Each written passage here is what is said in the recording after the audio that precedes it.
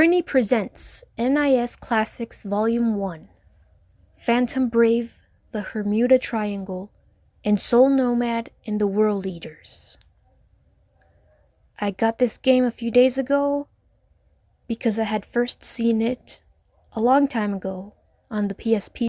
I was always curious but didn't have the money, and I just wasn't sure where to get them because physically they weren't available at my local GameStop. But now, I finally found it for the Nintendo Switch. After opening the game for the first time, I was a little bit confused and a little bit disappointed. I guess I had thought that Phantom Brave was another game called Riviera the Promised Land. I suppose I confused them simply based on the box art. I thought it would be more akin to Yggdra Union.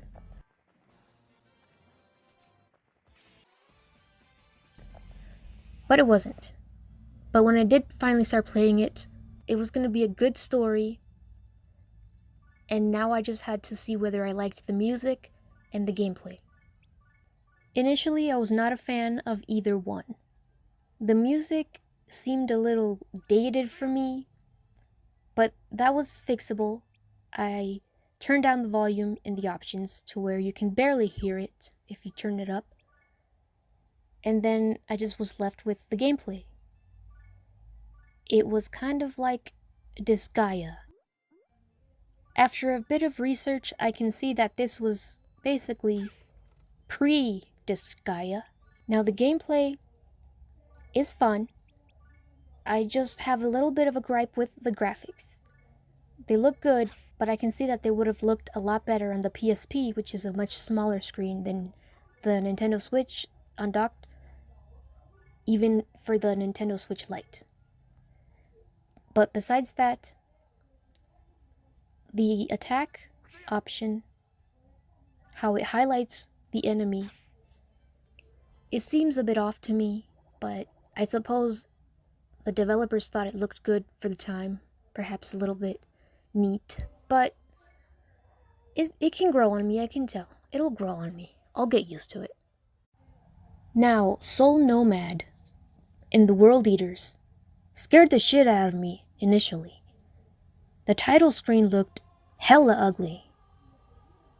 But after getting into the game and seeing the first cutscene, I could see that this was going to be a very story-heavy game. And it wasn't a bad story.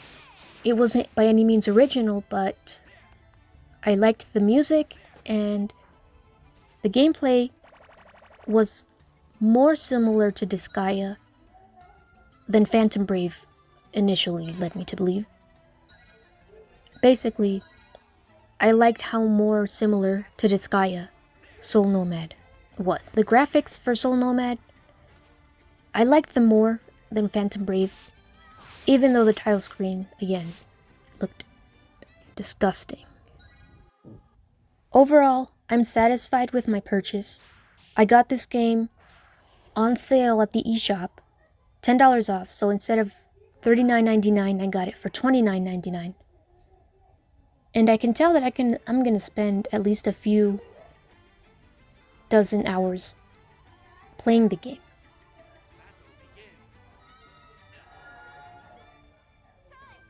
I'm glad I can finally play these classic RPGs that I once thought were exclusive to the PSP.